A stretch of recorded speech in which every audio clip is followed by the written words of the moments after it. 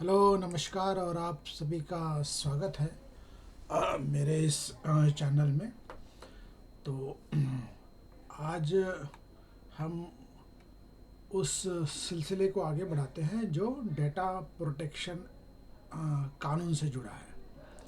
तो जब हम डेटा प्रोटेक्शन की बात करते हैं तो बेसिक क्वेश्चन जो है वो सामने जहन में उठता है कि हु प्रोटेक्ट्स पर्सनल डेटा। तो अगर हम इस सवाल का जवाब ढूंढने की कोशिश करें तो हमें यह समझना होगा कि डेटा प्रोटेक्शन जो है वो बेसिकली एक लीगल सेफगार्ड है that regulate how personal information is collected, stored, processed, shared and deleted. इसका ऑब्जेक्टिव क्या है कि भाई कोई जो सिटीज़न की जो राइट टू प्रिवेसी है, जो उसके पर्सनल इंफॉर्मेशन का जो प्रिवेसी राइट है हर सिटीज़न का, उससे वो प्रोटेक्टेड रहे और उसका कोई मिसयूज़ ना हो। ये बेसिक कॉन्सेप्ट है डेटा प्रोटेक्शन का। और दुनिया के हर कंट्रीज़ ने जो है डेटा प्रोटेक्शन का जो कानून है उसे लाया है और काफ़ी प्रोग्रेसिव कानून जो है हर कंट्रीज़ ने बनाया है। तो जैसे हम शुरुआत करें, थोड़ा सा हम समराइज करें तो यूरोपियन यूनियन ने जनरल डेटा प्रोटेक्शन रेगुलेशन, जो पॉपुलरली जीडीपीआर के नाम से, जिसका एब्रिवेशन है जीडीपीआर के नाम से जाना जाता है, ये एक ग्लोबली एक गोल्ड स्टैंडर्ड जो है प्रिवेसी लॉ का जो है कानून, उसके बारे में एक गोल्ड स्टैंडर्ड सेट करता है। यानी कि बाकी जो कानून है दुनिया भर के वो बेसिकली मॉडल्ड है जनरल डेटा प्रोटेक्शन रेगुलेशन जो है यूरोपियन यूनियन ने जो इसे लाया है। तो जीडीपीआर जो है क्या कहता है, what does it do, what does GDPR do, what does it grants. तो GDPR grants individual several rights including right to access personal data, यानी कि जो पर्सनल डेटा का जो एक्सेस का राइट है वो उसे मिलता है सिटीज़न को। Right to correct inaccurate information, अगर कोई इंफॉर्मेशन जो है गलत दी गई है या गलत तरीके से डोमेन में लाई गई है पब्लिक डोमेन में, तो उसे करेक्ट करने का भी राइट जो है जीडीपीआर देता है। राइट टू एरेज डेटा, जो नॉर्मली आजकल हम कानूनी के जो जानकार है, कानून के जो जानकार है, एक प्रोसीडिंग्स फाइल की जाती है राइट टू बी फॉरगॉटन, यानी कि जो पब्लिक डोमेन में डिजिटल स्पेस में जो डेटा है जो उनके पर्सनल इंफॉर्मेशन से जुड़ा हुआ है, ऐसे डेटा को इरेज करने का, डिलीट करने का जो राइट है वो इंडिविजुअल्स को होता है और इसे normally right to be forgotten के कॉन्सेप्ट से जाना जाता है।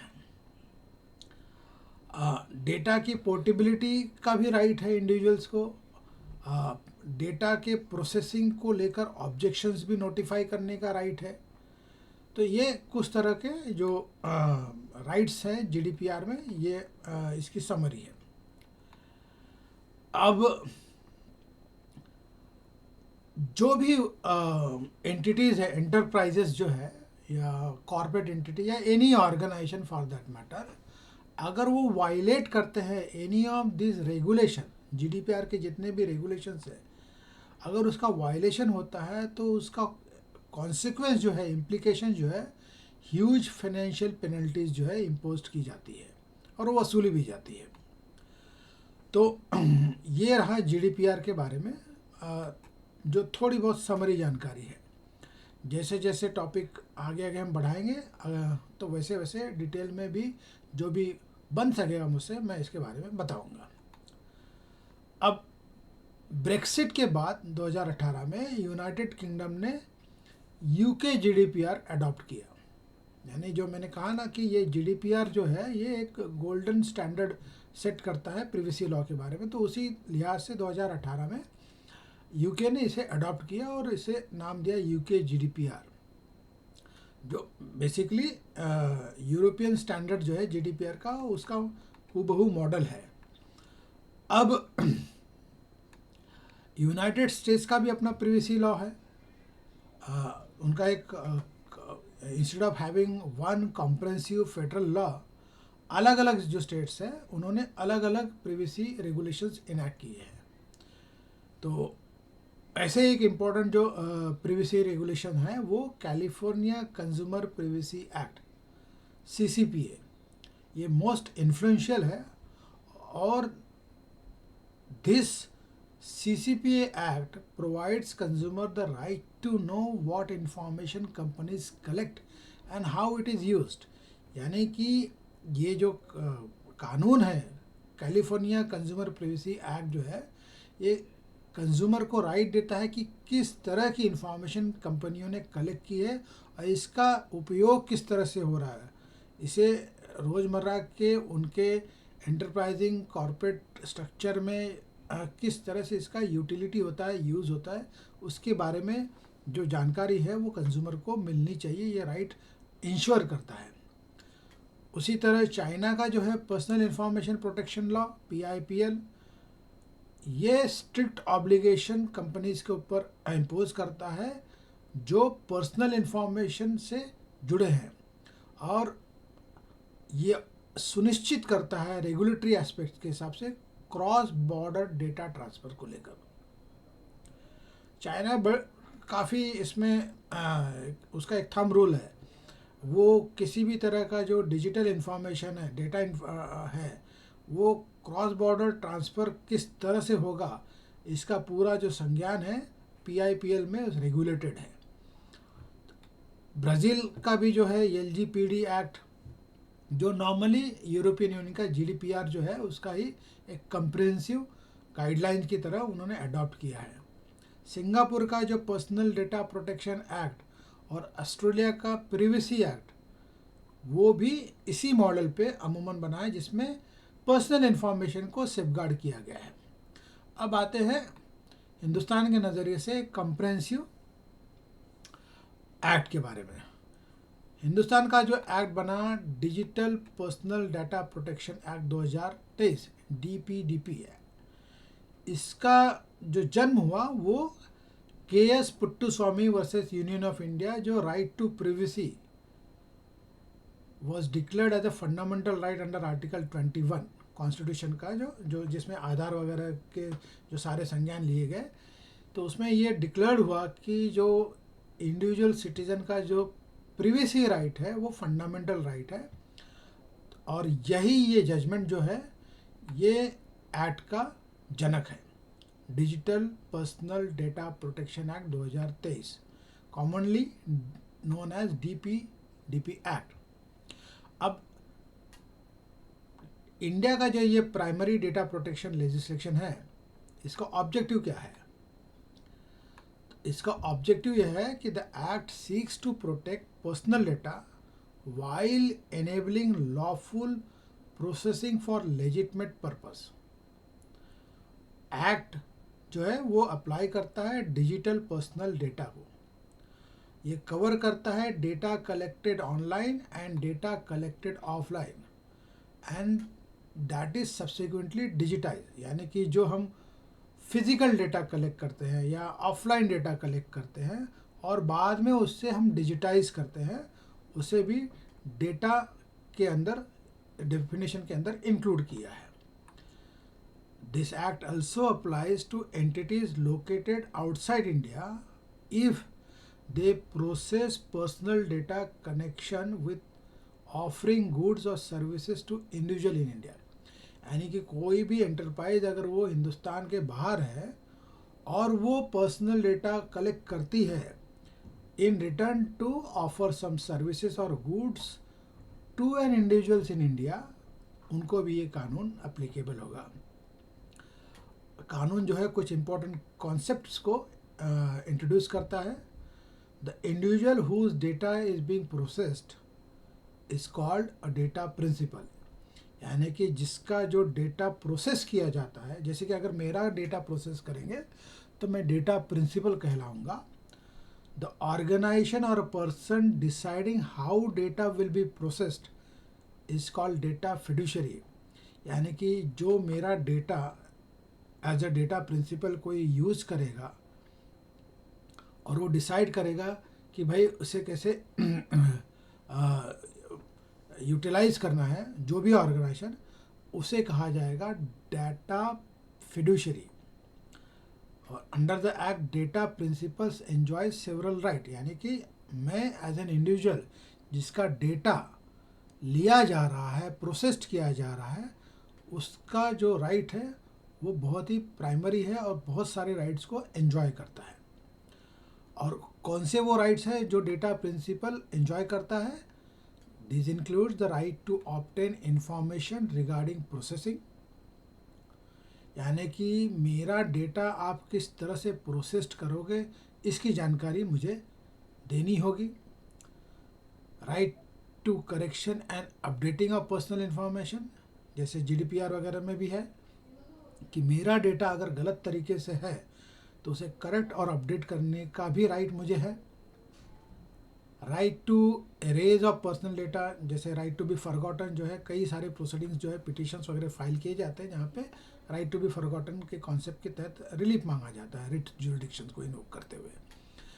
तो अगर कोई डेटा मेरा पर्सनल डेटा है जो मेरे नज़रिए से मेरी overall personality as an individual को प्रेजुडिस करता है, ऐसे डेटा को पब्लिक डोमेन से एरेज करने का राइट है, जिससे राइट टू बी फॉरगॉटन कहा जाता है, जो मैंने ऑलरेडी एक्सप्लेन किया। और जो डेटा प्रिंसिपल्स है उनका ये भी राइट है to have an access to the grievance redressal mechanism. अब the right to nominate other person to exercise right in case of death और इनकैपेसिटी, ये भी एक राइट बनता है। अगर कोई शख्स है जिसका डेटा कलेक्ट किया जा रहा है या यूटिलाइज किया जाता है, जिसे हम डेटा प्रिंसिपल्स कहते हैं, आफ्टर हिज डिमाइज इस शख्स को ये अधिकार होता है वो नॉमिनेट करे कि another person to exercise right in case of the death. अब डेटा फिड्यूशरी के कुछ ऑब्लिगेशन जो है वो ये है इस एक्ट के अंदर, डीपीडीपी में, they must obtain a valid consent. Data fiduciary कौन है? जो ऑर्गेनाइजेशन आपका डेटा कलेक्ट करती है, they should obtain valid consent. आपने कई सारे जो ऐप वगैरह खोले होंगे, मोबाइल ऐप या डिजिटल ऐप वगैरह या वेबसाइट, उसमें एक कंसेंट का आइकॉन आता है, उसमें आपसे वो कंसेंट लिया जाता है जब आप कुछ डेटा उसमें सबमिट करते हो। तो this is a way of obtaining a valid consent. Another obligation क्या है? Implement reasonable security safeguard. यानी कि कोई भी डेटा फिड्यूशरी जो है डेटा कलेक्ट करती है, उसे ये इम्प्लीमेंट करना पड़ेगा, इंश्योर करना पड़ेगा कि रीजनेबल सिक्योरिटी सेफगार्ड जो कलेक्टेड डेटा है उसके नज़रिए से। अनऑथराइज एक्सेस और डेटा ब्रीच को प्रिवेंट करने के लिए भी ऑब्लिगेशंस है। Inform authorities and affected individual in case of breaches. अगर कोई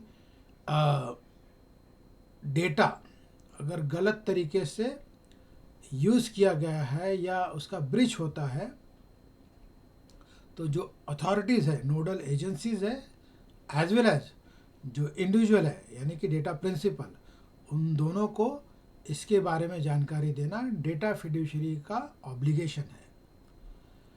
delete personal data when it is no longer required. अगर कोई पर्सनल जानकारी है और वो जानकारी की ज़रूरत अब नहीं होगी, जिस दिन से उस जानकारी की ज़रूरत नहीं होगी उस दिन से उस पर्सनल डेटा का जो इंफॉर्मेशन है उसे डिलीट करना लाजमी होगा। Special protection have also been introduce for children under the act. ये एक एलॉबरेट सब्जेक्ट होगा, वो मैं अलग तरीके से डील करूँगा। Childrens are very sensitive to datas, उनके लिए एक अलग तरीके से एक प्रोटेक्शंस है, वो इस कानून के अंदर इसे सुनिश्चित किया गया है। कानून जो है ये डेटा प्रोटेक्शन बोर्ड को भी एस्टैब्लिश करता है। ये बोर्ड जो है वो क्या करेगा, उनके कौन से कार्य होंगे, तो this board will address grievances, investigate violations and impose penalties where it is necessary. यानी कि जो डेटा प्रोटेक्शन बोर्ड होगा, अगर उनके पास कोई ग्रीवेंस मैकेनिज्म के थ्रू कोई कंप्लेंट आती है या कोई ग्रीवेंसेस रेज किए जाते हैं, लॉन्च किए जाते हैं, लाए जाते हैं, तो उसे वो एड्रेस करने का मैकेनिज्म उनके पास है। इन्वेस्टिगेट करने का मैकेनिज्म है उनके पास अगर कोई वायलेशन है, और अगर इन्वेस्टिगेशन के बाद में ये पता पड़ता है कि कानून का उल्लंघन हुआ है, तो पेनल्टी भी इम्पोज करने का उनको अधिकार है। One significant feature of the DPDP Act is the possibility of substantial financial penalties for non-compliance and data breach. Exactly जो है यूरोपियन यूनियन के मॉडल पे है। अगर वायलेशन है, ब्रिच है और नॉन कंप्लायंस है, डेटा ब्रिच है, तो ह्यूज फाइनेंशियल लायबिलिटीज़ इम्पोज की जाती है, पेनल्टीज इम्पोज की जाती है और जो वसूली भी जाती है। इस लिहाज से जो डेटा फिड्यूशरीज जो है, यानी कि जो ऑर्गेनाइजेशन जो डेटा कलेक्ट करती है, must have a compliance mechanism and cyber security measures. अब ये जो कानून है, what does this mean for an ordinary citizen? The act ensures greater control over personal information. Citizens can demand transparency and accountability from an organizations handling their data. यानी कोई भी insurance company हो, banking हो, public sector हो, government हो, अगर तो वो आपका डेटा कलेक्ट करते हैं तो उनसे ट्रांसपेरेंसी और अकाउंटेबिलिटी की जो रिस्पॉन्सिबिलिटी है वो उन्हें निभानी होगी, और citizen can ensure and demand that. What does this mean for a business? अगर बिजनेस पर्पज से हम बात करें तो क्या है इसका ऑब्लिगेशन या consequences? The businesses must review privacy policies, consent mechanism, vendor contract, cyber security system and data retention practice. तो जो ऑर्गेनाइजेशंस है, जो डेटा फिड्यूशरी है, उन्हें अपनी प्रिवेसी पॉलिसीज़ को और कंसेंट मैकेनिज्म और जो वेंडर कॉन्ट्रैक्ट है, जब आप डेटा कलेक्ट करते हो तो obviously third party outsource mechanism से कलेक्ट करते हो। साइबर सिक्योरिटी की जो सिस्टम है, डेटा को रिटेन करने की जो प्रैक्टिसेस है, उन सब पे उनको अहमियत देनी पड़ेगी, उनके ऊपर एक महीन सा काम करना पड़ेगा जिससे कि कोई ब्रीच ना हो। कंप्लायंस जो है वो ऑर्गेनाइजेशंस के लिए ऑप्शनल नहीं है। डेटा फिड्यूशरी के लिए compliances are not optional, it's a must, it is becoming a necessity. To conclude, the data protection is no longer merely a technology issue, it is indeed a constitutional, legal and human right issue. Digital transaction increase privacy and data security and it will become even more important in future, क्योंकि अब जो है हो रहा है सब online platform के ज़रिए हो रहा है। अब तो एआई का भी ज़माना आ गया, तो सारी चीज़ें जो है, सारा सोर्स जो है, बिजनेस हो, पर्सनल हो, सब डिजिटल प्लेटफॉर्म पे है, सारे ट्रांजैक्शन डिजिटल प्लेटफॉर्म पे, और वो डे बाय डे इंक्रीज़ हो रहे हैं।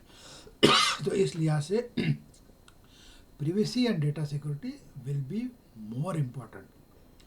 तो ये जो कानून है, DPDP act, is a significant step towards protecting citizen while supporting the digital economy.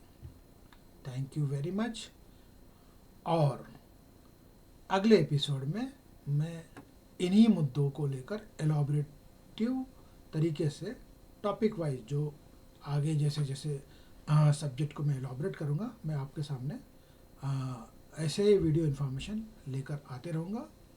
और फिर एक बार आप सबका शुक्रिया, thank you and have a nice day, good bye.